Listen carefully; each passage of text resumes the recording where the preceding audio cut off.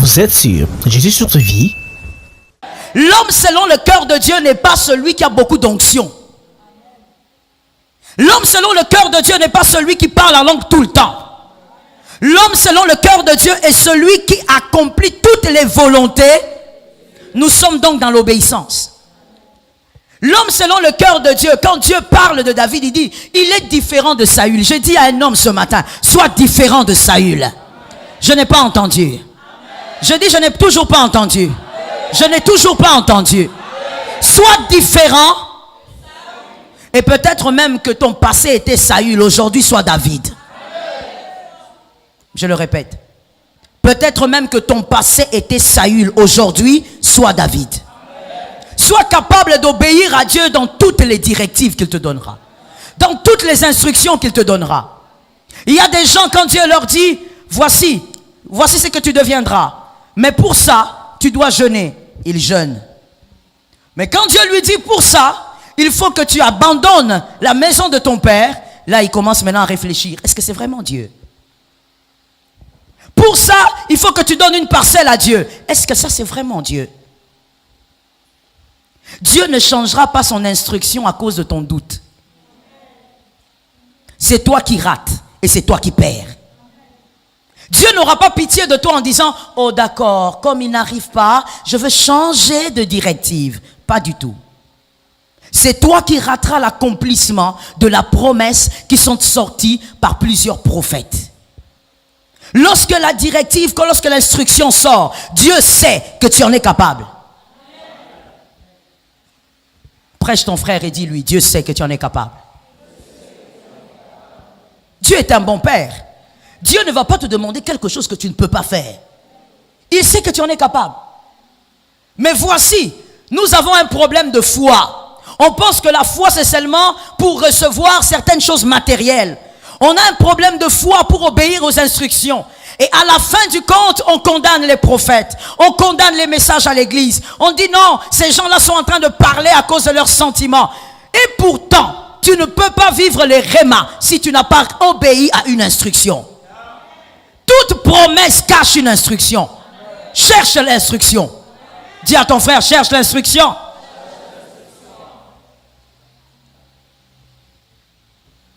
Le Seigneur dit, David est l'homme selon mon cœur, il est différent de Saül. Saül, il était comment? Saül, est-ce qu'il n'obéissait pas? C'est faux, Saül obéissait. Mais regardez ce que Saül était. Saül obéissait quand ça lui plaisait. Quand ça ne lui plaisait pas, quand il trouve que cette directive ne l'arrange pas vraiment, Saül fait ce qu'il veut. Je dis à un homme, obéis aux instructions même quand ça te fait mal. Ça tombe sur une âme. Aujourd'hui, c'est un culte de transformation. Reçois la transformation. Obéis aux instructions même quand ça fait mal. Dieu ne te donnera pas que des instructions faciles. Dieu te donnera des instructions difficiles mais possibles. C'est difficile, oui, c'est très difficile, mais c'est possible. Voilà pourquoi il t'a parlé. Si c'était impossible, il ne t'aurait pas parlé. Donne à Dieu une maison. Si c'était impossible, il ne te l'aurait pas dit. Mais s'il te le demande, c'est parce qu'il sait que c'est possible. N'attends pas seulement que les choses soient simples dans les instructions du Seigneur. Combien de fois j'ai reçu des gens me dire, écoute, pasteur, vous vous rappelez, vous m'aviez dit en 2001, en 2011, vous vous rappelez, mais attendez, jusque-là, est-ce que tu as obéi aux instructions? C'est là que les gens commencent à tourner un peu la tête à gauche, à droite. Le problème, c'est que quand vous aviez dit que je devais faire ceci, ma santé n'était pas bonne. Tu penses vraiment que Dieu va comprendre ça? Non. Au niveau des instructions, Dieu ne va pas faire un remplacement. Tu dois absolument obéir si tu veux recevoir. Est-ce que quelqu'un entend? Lorsque vous perdez, Dieu ne perd rien. Et même lorsque vous croyez que Dieu n'a que vous, vous vous trompez énormément. Et je veux exhorter une personne avant que ça ne m'échappe, parce que je crois que je ne l'ai pas écrit. Fais attention au fait que tu vis dans la désobéissance. que tu te plais à ne pas respecter les instructions. Dieu t'a parlé, fais ceci, entre en retraite, mais tu zappes, tu dames dessus, fais attention. Quand tu es en train de damer, Dieu est en train de préparer un remplaçant. Lorsque tu es en train de damer sur les instructions, et pourtant c'est bénissant non seulement pour toi, mais aussi pour ta famille, Dieu va préparer un David. C'est là que tu vois des gens dire, ah, vraiment, c'est lui là qui me remplace. Oui, c'est lui. Tu es peut-être plus intelligent que lui, mais tu n'es pas plus obéissant que lui. J'aimerais que quelqu'un entende ça. Tu es peut-être plus beau que lui, mais tu n'es pas plus obéissant que lui. Dans les choses de Dieu, la beauté ne compte pas. Dans les choses de Dieu, c'est l'obéissance qui compte. Dans les choses de Dieu, même les talents à un moment peuvent être zappés. Est-ce que les choristes, vous m'entendez bien? Dans les choses de Dieu, même ton talent là peut être zappé. Dans les choses de Dieu, c'est l'obéissance qui compte. C'est celui qui obéit que Dieu a sens. Merci d'avoir écrit. Maintenant, tu peux dire Amen 3 fois. Moi, j'aime que quand on prêche sur l'obéissance, que les âmes se réjouissent et disent Amen. Parce que ça dépasse tout. C'est par l'obéissance que Jésus a eu un nom au-dessus de tous les noms. C'est ce que la Bible dit. C'est par l'obéissance et non par les talents, les miracles et les dons. Tu peux être fort, mais c'est l'obéissance qui crée la distinction. C'est l'obéissance qui fera la différence. Oh God, retenez pour la vie, écoutez-moi bien, et ceux qui peuvent écrire, écrivez. La différence qui va se manifester dans le futur est déterminée par l'obéissance d'aujourd'hui. Tu peux être un grand bosseur, tu travailles beaucoup, c'est très bien, moi j'encourage le travail. Mais si dans ce que tu fais, il n'y a pas une marge pour l'obéissance à Dieu, mon frère, celui qui obéit à Dieu aujourd'hui sera plus grand que toi demain. Qui pouvait imaginer que quelqu'un me dise qui pouvait imaginer? Les corriges, je ne vous ai pas entendu que quelqu'un dise qui pouvait imaginer. Qui pouvait imaginer que Saül, un grand Saül, la Bible dit qu'il était grand de taille, il était beau, il était un grand guerrier, il était fort. Qui pouvait imaginer qu'un homme fort pouvait être remplacé par un gamin qui était derrière les brebis? Même lui-même ne pouvait pas imaginer. Mon frère, les gens que Dieu peut prendre pour te remplacer sont inimaginables. Tu peux même pas t'imaginer que Dieu peut aller jusque là, parce que Dieu sait que c'est lui qui capacite. Tout ce que tu as aujourd'hui, c'est Dieu qui t'a donné. Dieu est capable de donner le double à celui qui n'a pas aujourd'hui. Tu n'as pas entendu et tu n'as pas compris. Je dis à celui qui n'a pas, Dieu peut lui donner le double de ce que toi tu as. Je ne parle pas du matériel, je parle des talents, je parle des dons, je parle des grâces, des compétences. Dieu peut prendre quelqu'un qui était zéro, mon frère. Tu l'as tout enseigné. Tu l'as même enseigné comment tenir un stylo. Mais après, à cause de son obéissance à Dieu, Dieu l'a sens et toi tu deviens son serviteur. Il est question d'obéissance. Dans le monde prophétique, il est question d'obéissance. Les gens mal enseignés disent, non, Dieu a déjà parlé, c'est fini. Tu vas bientôt découvrir avec moi que ce n'est pas comme ça. Quand on ouvre la Bible, il y a des choses qu'on ne pense pas. Ce n'est pas comme ça, ce n'est pas écrit. 1 Samuel 2,30. 1 Samuel 2,30. Voici ce que Dieu dit. C'est le verset que j'aime. En tout cas dans cet enseignement. 1 Samuel 2,30. Je lis au nom de Jésus. C'est pourquoi... Voici ce que dit l'Éternel, le Dieu d'Israël. J'avais déclaré, c'est Dieu qui parle et j'aimerais que vous puissiez me prêter votre attention. J'avais déclaré que ta maison et la maison de ton père marcheraient devant moi à perpétuité. Et maintenant, que quelqu'un dise et maintenant. Et maintenant, dit l'Éternel, loin de moi, car j'honorerai celui qui m'honore. Mais celui qui me méprise, l'Éternel dit, j'avais déclaré. Dans le passé, j'avais dit que ta maison et la maison de ton père seraient quoi? Lisez votre Bible. Ferez quoi? Marcherez devant moi quand? Pendant un temps? Quelle promesse terrible, quelle promesse forte, quelle garantie pour la vie. Mais maintenant l'Éternel dit, mais maintenant. Il dit quoi? En d'autres termes, ce que j'avais dit là, j'ai annulé ça. Toi qui penses que la prophétie, quand on te donne un réma sur le futur, c'est un must, ça doit s'accomplir. Lis la Bible. Lis la Bible. Il y a des choses que tu ne diras pas. L'Éternel dit, maintenant, loin de moi. Mais tu avais promis que ma maison et la maison de mon père marcheraient devant toi à perpétuité. Toi, tu ne changes pas de langage. L'obéissance à l'instruction est la condition pour vivre le réma de votre avenir.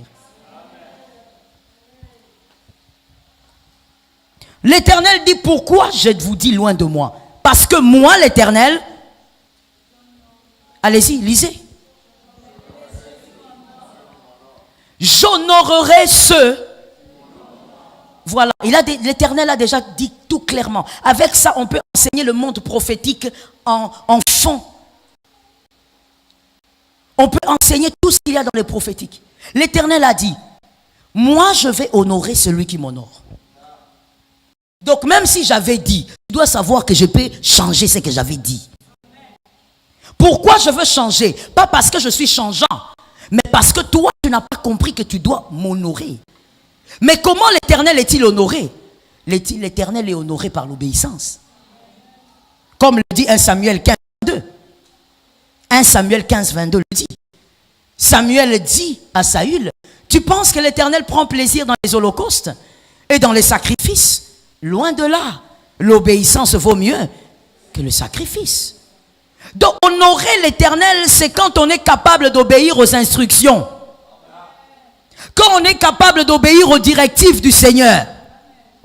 Quand on est capable d'obéir à ce qu'il dit. Il dit, même quand je parle, je reste sur ma parole tant que tu vas m'honorer. Si tu ne m'honores pas, n'alogoué, je te laisse seul avec tes histoires. L'Éternel dit, loin de moi, mon Dieu. Éternel, pourquoi tu ne peux même pas dire que tu vas voir si c'est possible que ça se fasse en 2020? Mais l'Éternel a dit, c'est-à-dire, ton dossier là, je ne veux pas les traiter maintenant. Plusieurs bien-aimés d'entre nous, nous ne le savons peut-être pas, mais l'Éternel a déjà dit, loin de moi d'abord. Sois d'abord à l'écart. Parce que l'Éternel t'a promis des choses. Il t'a demandé de faire des choses. Qu'est-ce que tu as fait? Quand tu dois obéir à une instruction, tu dois toujours discuter. Tu marchandes toujours les instructions. Non, par rapport à ceci, je pense que je ne suis pas prêt maintenant. Je vais obéir en 2020. D'accord. La promesse, l'accomplissement aussi de la promesse va t'attendre en 2021. Lorsque Dieu parle, il attend l'obéissance. Regardez comment David était spécial. C'était vraiment l'homme selon le cœur de Dieu. Prêt à obéir toujours.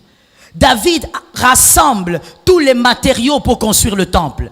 Il dit, je dois construire à mon Dieu un temple. Il rassemble tout, bien aimé, si on peut le dire aujourd'hui, jusqu'au clou. David a tout rassemblé. Mais quand il veut commencer, l'Éternel lui dit, niet. Mais quand il était en train de rassembler, pourquoi Dieu n'a pas interdit? Voici comment Dieu des fois marche aussi avec toi. Tu vas faire une chose, Dieu ne t'interdit pas, il te laisse. Quand tu es à la porte maintenant, tu veux vivre les bénéfices, Dieu te dit arrête-toi. Tu ne pars pas, tu ne voyages pas, tu ne feras pas cette affaire, tu ne feras rien, ne va pas à ces rendez-vous d'affaires là. Mais je dois signer le contrat, ne pars pas. Qu'est-ce que Dieu attend de toi? L'obéissance. Et quand tu es capable d'obéir, c'est là que le Seigneur t'honore. Il t'honore même au-delà de ce que toi tu espérais en signant le contrat. Ça tombe sur toi, c'est gratuit. Il t'honore. Mais nous, des fois, nous oublions que l'obéissance, bien-aimée, honore plus que le travail. L'obéissance honore plus que les relations. L'obéissance honore plus que être connecté à un certain homme important. L'obéissance à Dieu. David a été incapable de bâtir le temple. Dieu lui a dit, tu arrêtes. Et quand Dieu lui dit, tu arrêtes, David laisse. Il dit, ok, c'est bon, je laisse. David n'insiste même pas. Quel cœur! Il a appris à obéir aux instructions. Depuis l'enfance, il a compris que ce sont les instructions qui vont me propulser. Il y a des gens, quand on dit Dieu fera avec toi en décembre, il est content. Mais quand on dit mais Dieu a dit il faut, est-ce qu'il faut seulement que je fasse ça? Est-ce qu'on achète la prophétie? Ce n'est pas une question d'acheter la prophétie. C'est une affaire d'être obéissant pour posséder l'accomplissement d'une promesse. Personne ne peut acheter une prophétie. Personne ne peut acheter l'accomplissement d'une promesse. Pourquoi je n'entends pas les amens? Ce sont des choses peut-être que tu ne dis pas mais qui trottent dans ta tête. Je suis en train de te répondre aujourd'hui. Non, mais est-ce que vraiment, quand on parle, il faut seulement, après ça, il faut seulement dire que voilà, il faut mettre une offrande. Frère, il n'y a pas d'accomplissement sans instruction. Et Dieu est souverain. Il décide lui-même ce que tu dois faire pour vivre l'accomplissement. C'est Dieu qui décide. Toi, tu ne peux pas mettre à Dieu des limites. Tu lui dis non, voilà, c'est comme dans une famille. Toi, tu décides, tu es en dehors de la famille et tu dis non, dans cette maison, je pense que le chef de famille gère mal la maison. La mère gère mal la maison. Frère, ça ne te concerne pas. Tu n'as pas à venir donner des ordres dans la maison d'autrui. Dieu n'a pas de conseiller. Il n'en aura pas besoin. Il ne va pas commencer avec toi. Non, mais pourquoi pour une chose pareille? Il faut seulement que le Seigneur me demande de faire ceci. Parce qu'il n'y a pas d'accomplissement sans l'obéissance. Et David a été sage. David a appris à obéir. Mais bien aimé, il y a quelque chose aussi que j'ai découvert. J'ai découvert ceci. Et ça, je l'ai découvert dans le travail pastoral. C'est que il y a des gens qui ont du mal à obéir à Dieu parce qu'ils n'ont pas appris l'obéissance depuis la maison. Il y a des gens qui n'ont pas grandi dans une éducation d'obéissance. Permettez-moi le terme, ces gens ont grandi un peu comme des légumes. C'est-à-dire, on a planté, ils poussent tout seuls. Il pousse, il grandit, il mange, il va dormir, il va à l'université, il revient.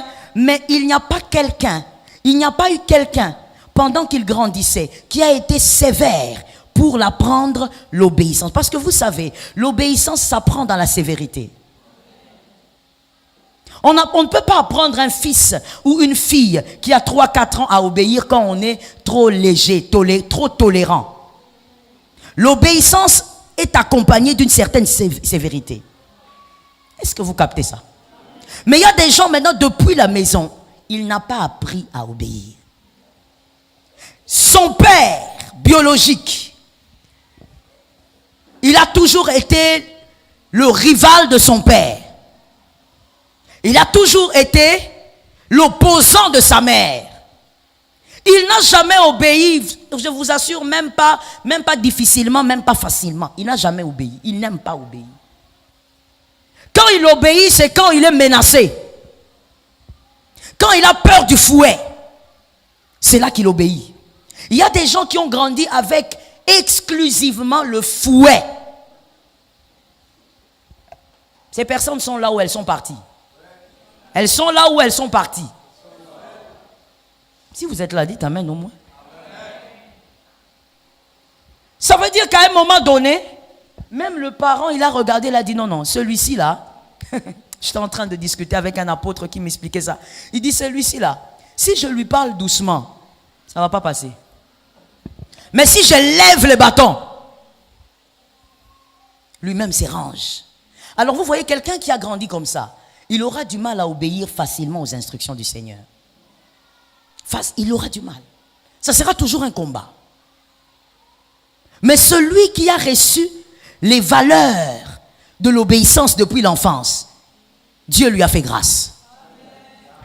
Parce que même obéir à Dieu, ça sera facile. Et même quand il sent que c'est difficile, il va se battre pour le faire. Je vais ouvrir une brèche importante. Regarde-moi s'il te plaît, il ne faut pas écrire. Et écoute ce que j'ai à dire. Dans la vie, c'est une sagesse de la montagne. Et retenez ça. Dans la vie, il faut avoir des gens. Et normalement, on a ces personnes dans la famille. Le père biologique et la mère, c'est selon que le Seigneur a organisé la famille. Il faut avoir des gens pour qui, ou face à qui vous obéissez parce que vous les respectez. Dans la vie, il faut avoir ces gens-là. C'est une sagesse chrétienne pour la vie. Si tu n'arrives pas à comprendre dans quelle dimension c'est une sagesse, garde ça comme ça, tu vas même donner ça aux enfants. Dans la vie, il faut avoir des gens face à qui tu obéis à Dieu, mais parce que tu respectes ces personnes physiques. Ça va t'aider à obéir à Dieu. C'est comme ça que dans la famille, quand on grandissait, des fois papa te demande de faire une chose, tu ne comprends pas pourquoi et ça ne te plaît même pas, mais tu obéis parce que tu le respectes. Tu obéis parce que tu veux rester dans son cœur. Qui m'a entendu? Dans la vie, des fois, il y a des gens, il faut se battre pour rester dans leur cœur. Un homme insensé, c'est une erreur grave. Dans la vie, il faut avoir des gens pour qui tu te bats pour ne jamais les perdre. Je n'ai pas entendu ça. C'est comme ça que certains enfants ont été éduqués. Il obéit ou elle obéit à sa mère. Pas seulement parce qu'elle comprend, pas parce qu'elle veut, mais parce qu'elle veut rester dans le cœur de sa mère. Alors, elle a grandi dans l'obéissance. Mais il y a des gens qui ont grandi sans tout ça. Lui-même, blessé de guerre.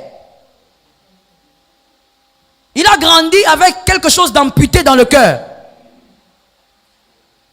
Et donc, comme il est blessé, qu'est-ce qu'il fait? Il grandit avec un couteau.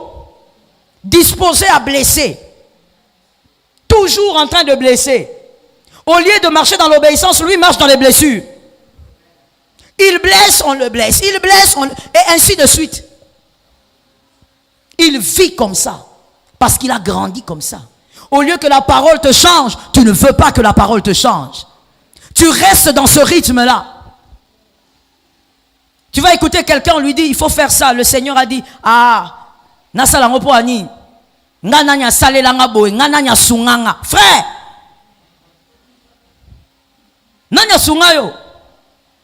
toi tu crois que tu es vivant par toi-même. Toi tu crois que tu es debout, tu es assis en ce moment par toi-même. Il y a un Dieu quelque part. Et d'ailleurs, ceux qui te voici l'opportunité pour que toi tu sois un bénisseur pour les autres. Est-ce que quelqu'un entend très bien? Mais quand quelqu'un a grandi dans les blessures, il ne peut pas obéir. Parce que quand Dieu lui demande quelque chose, il a l'impression que Dieu veut le coincer. Et pire encore, quand les hommes lui demandent de faire quelque chose, il a l'impression qu'on veut marcher sur lui, on veut dominer sur lui, on veut l'écraser parce qu'il n'est rien. Et pourtant, la logique des choses, c'est quoi? Je parle aux parents qui sont là, qui peuvent me répondre. Lorsque vous avez des enfants, l'enfant qui a facilité à vous obéir, l'enfant que vous envoyez avec une grande facilité et qui le fait bien, cet enfant sera toujours envoyé, oui ou non? En d'autres termes, mademoiselle Pamela, comprenez-moi bien, que si Dieu ne vous donne pas les instructions, c'est qu'il sait que vous n'obéissez pas. En d'autres termes, si tu vis avec quelqu'un qui ne t'envoie jamais, c'est qu'il sait qu'il ne peut pas compter sur toi. Tu vois la mentalité d'un enfant qui a mal grandi, il va trouver ça bien. Que, ah bon, voilà, moi on me laisse un peu d'espace. Hein. Ça c'est la mentalité d'un enfant qui a mal grandi. Mais un enfant qui a bien grandi va te déposer la question, mais on est ici à 5, pourquoi on ne m'envoie jamais? Pourquoi moi on ne peut pas m'envoyer, même prendre le seau? Pourquoi c'est seulement lui qu'on envoie? Tu devrais réfléchir. Là je suis au milieu des hommes. Je donne d'abord une sagesse d'en bas. Tu devrais. Tu ne dois pas te sentir en repos parce qu'on ne t'appelle pas, on ne te cherche pas, on ne te demande même pas d'aller à Sacombi acheter une bougie. Toi, tu es content. Tu n'as pas compris. Celui qu'on envoie, on est en train de le propulser. Ah, je bénis une âme qui a compris, qui est entrée dans la dimension. Celui qu'on envoie, on le propulse. Parce que l'obéissance, au nom de Jésus. Dis-le encore. Celui qui t'envoie, il est en train de te propulser. En lingala, qu'est-ce qu'on dit? Voilà, azo, foulayo. C'est ça, j'aime ces mots-là. Azo, ça veut dire il souffle sur toi. C'est ça, non? Azo, foulayo. C'est comme un ballon. Le ballon, quand vous l'achetez, un ballon de décoration, quand vous l'achetez, il est tout plat. Parce qu'il n'y a pas d'air. Et même quand tu le regardes, tu as l'impression qu'il n'est pas beau. Mais quand tu vas mettre de l'air, sa beauté commence à se manifester. Celui qu'on envoie, on lui donne une forme. L'obéissance donne une forme. Qu'on l'a raté. Je suis encore au milieu des hommes. Ne te réjouis pas quand toi, on ne t'envoie jamais à l'église, il y a des tâches à faire, on ne t'envoie pas. Tu es content. Tu dis, moi j'ai ma semaine pour moi. Je suis libre. Frère, celui qui est libre n'ira nulle part. C'est parce que Joseph était en prison qu'il a rencontré Pharaon. Il ne devait pas être libre. Certaines libertés sont des malédictions. Il y a certaines libertés qu'il faut refuser. Non, moi, je suis bien. Qu'on envoie ces gens-là manquent à faire. Merci mon frère. Mais bientôt, ce sont ces gens-là qu'on envoie qui enverront tes enfants. Parce que celui qu'on envoie, celui qui obéit, on le propulse, mais on ne le propulse jamais seul. On le propulse avec sa postérité. Est-ce que quelqu'un a bien capté? Maintenant, je rentre dans la sagesse d'en haut, je vais vers Dieu. Celui à qui Dieu donne des instructions, c'est celui que Dieu veut propulser. Quand Dieu veut t'amener au-delà, Dieu veut te donner un nouveau travail, Dieu veut faire quelque chose de spécial, Dieu va te donner une instruction. Parce qu'il sait que quand il parle, tu obéis. Dieu ne parle pas pour rien. Dieu ne parle pas auprès des gens qui n'obéissent pas. Dieu se focalise sur les obéissants. Voilà pourquoi des fois tu entres dans un taxi, tout ce qu'on te dit, ma soeur, j'ai vu une fleur sur le front. C'est tout ce qu'on va te dire. Mais ça veut dire quoi maintenant? Non, j'ai vu seulement une fleur rouge avec jaune, avec bleu. Voilà la prophétie, ta prophétie à toi, ton réma. On ne sait pas exactement s'il y a des fleurs qui poussent en toi. C'est ça le réma de ta vie. Tu entres dans un taxi, on te dit, ah, ma soeur, je te vois en train de marcher avec des chaussures jaunes. C'est ça le réma de ta vie. Donc des choses façon. Les déchets des prophéties. Les déchets. Pourquoi Dieu te donne des déchets? Parce que Dieu sait que ça sert à quoi de parler si tu ne vas pas vivre ce qu'il a dit. Si tu ne vis pas ce qu'il a dit, tu vas appeler ses serviteurs des menteurs. Alors vaut mieux qu'ils ne te disent rien. Parce que quand il te donnera l'instruction, tu n'obéiras pas. Tu n'obéiras pas. Non, pourquoi? Pourquoi ceux qui prophètent dans ma campagne? Est-ce que toi tu obéis aux instructions? Est-ce que toi Dieu t'a déjà demandé quelque chose et tu as fait exactement ce qu'il t'a dit?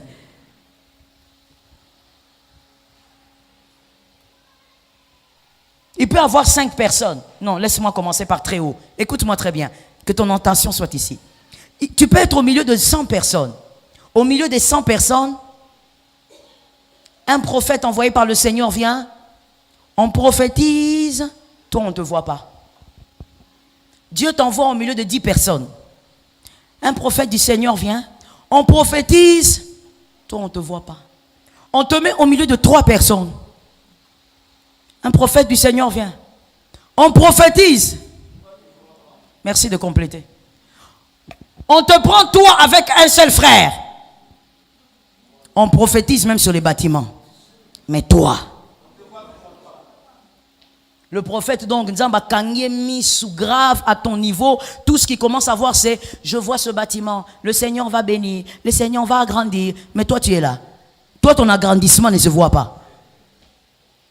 Le problème c'est quoi? Dieu a déjà trop parlé dans ta vie. Il t'a même donné des directives. Même par plusieurs personnes. Même par tes propres songes. Tu n'as jamais obéi. Non, j'ai rêvé, le Seigneur. Une fois une sœur est venue me dire, maman regardez ce que j'ai vu. Voilà. Ce rêve était trop clair. Je lui ai dit, qu'est-ce que toi tu comprends? Parce que je sais que tu comprends. Non, j'ai compris que le Seigneur veut que je donne mes vêtements aux orphelins. J'ai dit, gloire à Dieu. Alors fais-le. D'accord, maman. Et là, devant toi, il faut voir le visage de l'obéissance. Oui, je veux le faire. Gloire à Jésus.